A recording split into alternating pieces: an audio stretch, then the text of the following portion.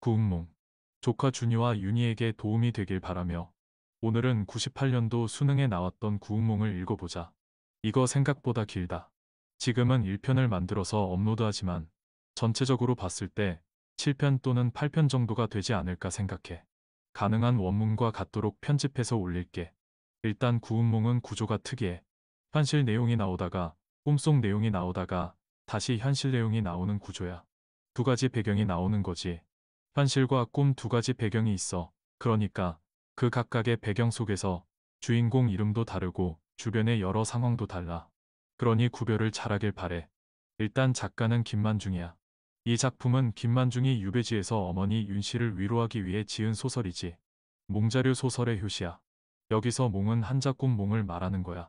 몽자료 소설의 환몽 구조에서는 전지적 작가 또는 3인칭 관찰자에 의해 주인공이 꿈을 통해 새로운 인물로 태어나 파란만장한 일생을 겪은 뒤 본래의 자아로 되돌아오는 이야기가 서술되지.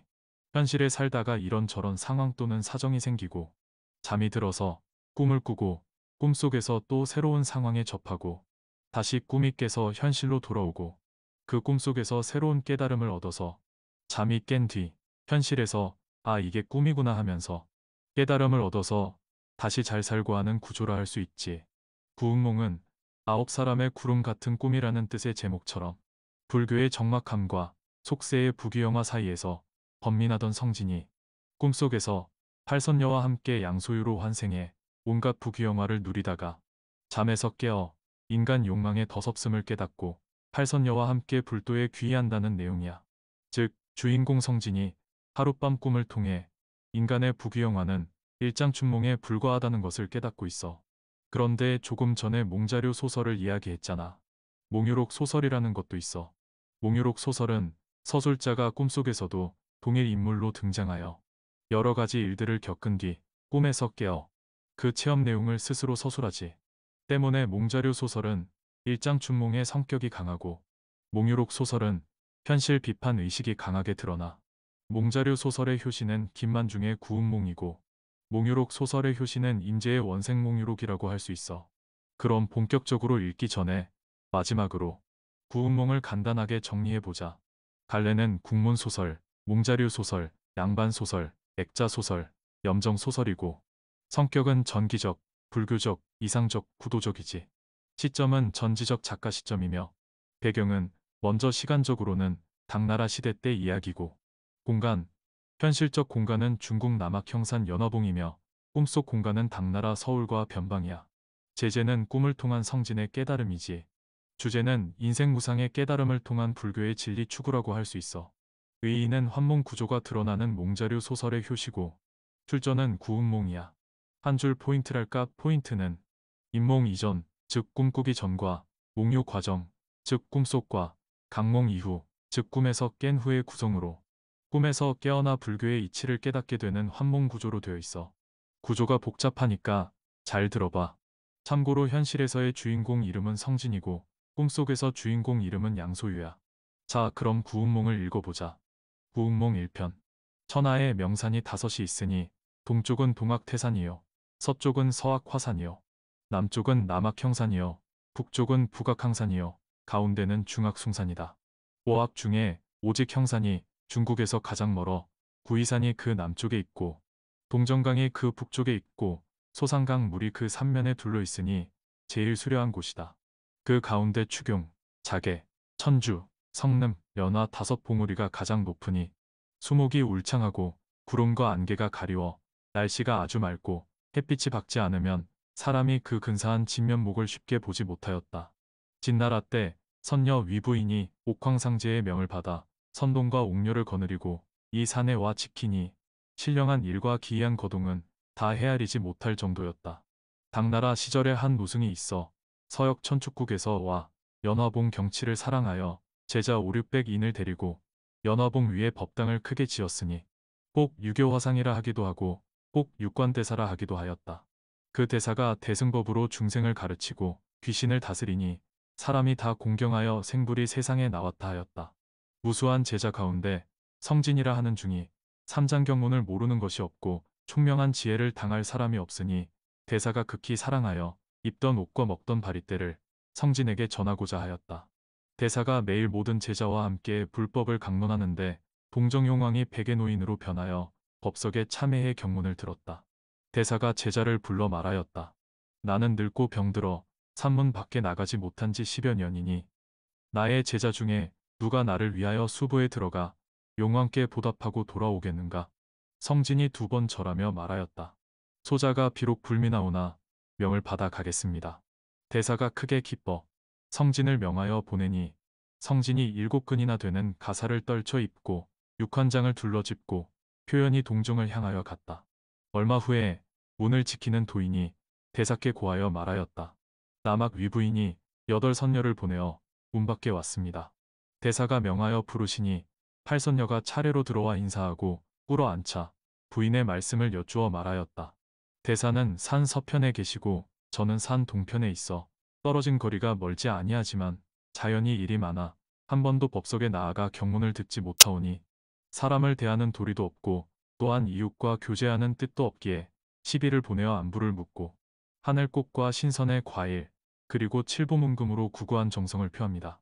하고 각각 성과와 보배를 눈 위에 높이 들어 대사께 드리니 대사가 친히 받아 시자를 주어 불전에 공양하고 또 합장하여 사례하며 말하였다. 노승이 무슨 공덕이 있기에 이렇듯 상선의 풍성한 선물을 받겠는가 하며 이어서 큰 제를 베풀어 8선녀를 대접하여 보냈다. 8선녀가 대사께 하직하고 산문 밖에 나와 서로 손을 잡고 말하였다. 이 남악의 물 하나, 산 하나가 다 우리 집 경계인데 육환대사가 거쳐 기거하신 후로는 동서로 분명히 나뉘게 되어 연화봉 아름다운 경치를 지척에 두고도 구경하지 못한 지 오래되었다. 이제 우리 부인의 명을 받아 이 땅에 왔으니 만나기 힘든 좋은 기회라 또 봄빛이 좋고 해가 저물지 아니하였으니 이 좋은 때를 맞아 저 높은 대에 올라 흥을 타며 시를 읊어 풍경을 구경하고 돌아가 궁중에 자랑하는 것이 어떠한가 하고 서로 손을 이끌고 천천히 걸어 올라 폭포에 나아가 흐름을 보고 물을 쫓아 내려가 돌다리 위에 쉬니 이때는 바로 춘삼월이었다. 화초는 만발하고 구름과 안개는 자욱한데 봄새 소리에 춘흥이 호탕하고 물색이 사람을 붙잡는 듯하여 8선녀가 자연 몸과 마음이 산란하고 춘흥이 일어나 차마 떠나지 못하여 편안히 웃고 말하며 돌다리에 걸터 앉아 경치를 희롱하니 낭낭한 웃음은 물소리에 어울리고 아름답고 고운 얼굴은 물 가운데 비치어 완전히 한 폭의 미인도라 하면 미인도를 잘 그린 주방의 손 아래에 갓 나온 듯하였다. 온갖 희롱하며 떠날 줄 모르더니 이때 성진이 동정에 가 물결을 헤치고 수정궁에 들어가니 용왕이 크게 기뻐하여 몸소 문무 여러 신하들을 거느리고 궁문 밖에 나가마자 들어가 자리를 정한 후에 성진이 땅에 엎드려 대사의 말씀을 낱낱이 아뢰니 용왕이 공경하여 사례하고 잔치를 크게 베풀어 성진을 대접할 때 신선의 과일과 채소는 인간 세상의 음식과 같지 않았다. 용왕이 잔을 들어 성진에게 삼배를 권하여 말하였다. 이 술이 좋지는 않으나 인간 세상의 술과는 다르니 과인의 권하는 정을 생각하라. 성진이 재배하여 말하였다. 술은 사람의 정신을 해치는 것이라 불가에서 크게 경계하니 감히 먹지 못하겠습니다. 용왕이 지성으로 권하니 성진이 감히 사양치 못하여 석 잔 술을 먹은 후에 용왕께 하직하고 수궁에서 떠나 연화봉을 행하였다. 연화산 아래에 당도하니 취기가 크게 일어나 갑자기 생각하여 말하였다. 사부께서 만일 나의 취한 얼굴을 보면 반드시 무거운 벌을 내리실 것이다. 하고 가사를 벗어 모래 위에 놓고 손으로 맑은 물을 쥐어 얼굴을 씻는데 문득 기이한 향내가 바람결에 진동하니 마음이 자연 호탕하였다. 성진이 이상히 여겨 말하였다. 이 향내는 예사로운 초목의 향내가 아니다. 이 산 중에 무슨 기이한 것이 있는가 하고 다시 의관을 정제하고 길을 찾아 올라가니 이때 8선녀가 돌다리 위에 앉아 있었다. 성진이 육환장을 놓고 합장하여 재배하고 말하였다. 모든 보살님은 잠깐 소승의 말씀을 들어주십시오. 천승은 연화 도량 육관대사의 제자로서 사부의 명을 받아 용궁에 갔다 오는데 이 좁은 다리 위에 모든 보살님이 앉아 계시니 천승이 갈 길이 없어 부탁합니다. 잠깐 옮겨 앉아서 길을 빌려주십시오. 8선녀가 대답하고 절하며 말하였다. 첩등은 남악 위부인의 시녀인데 부인의 명을 받아 연화 도량 육관대사께 문안하고 돌아오는 길에 이 다리 위에 잠깐 쉬고 있습니다. 얘기에 남자는 왼편으로 가고 여자는 오른편으로 간다. 하였습니다. 첩등이 먼저 와 앉았으니 원컨대 화상께서는 다른 길을 구하십시오. 성진이 답하여 말하였다. 물은 깊고 다른 길이 없으니 어디로 가라 하십니까? 선녀가 대답하여 말하였다. 옛날 달마존자라 하는 대사는 연꽃잎을 타고도 큰 바다를 육지같이 왕래하였으니 화상이 진실로 육관대사의 제자라면 반드시 신통한 도술이 있을 것이니 어찌 이 같은 조그마한 물을 건너기를 염려하시며 아녀자와 길을 다투십니까? 성진이 크게 웃으며 말하였다. 모든 낭자의 뜻을 보니 이는 반드시 값을 받고 길을 빌려주시고자 하는 것이니 본디 가난한 중이라 다른 보안은 없고 다만 행장에 지닌 108렴주가 있으니 빌건대 이것으로 값을 드리겠습니다. 하고 목에 염주를 벗어 손으로 만지더니 복숭아꽃 한 가지를 던지거늘 팔선녀가 그 꽃을 구경하니 꽃이 변하여 내 쌍의 구슬이 되어 그 빛이 땅에 가득하고 상서로운 기운은 하늘에 사무치니 향내가 천지에 진동하였다. 팔선녀가 그제야 일어나 움직이며 말하였다. 과연 육관대사의 제자구나 하며 각각 하나씩 손에 쥐고 성진을 서로 돌아보고 웃으며 바람을 타고 공중을 향해 갔다. 성진이 홀로 돌다리 위에서 눈을 들어보니 팔선녀는 간 곳이 없었다. 한참 후에 채색 구름이 흩어지고 향내가 사라지니 성진이 마음을 진정치 못하여 홀린 듯 취한 듯 돌아와 용왕의 말씀을 대사께 아뢰자 대사가 말하였다. 어찌 늦었는가? 성진이 대답해 말하였다. 용왕이 심히 만류하기에 차마 떨치지 못하여 지체하였습니다.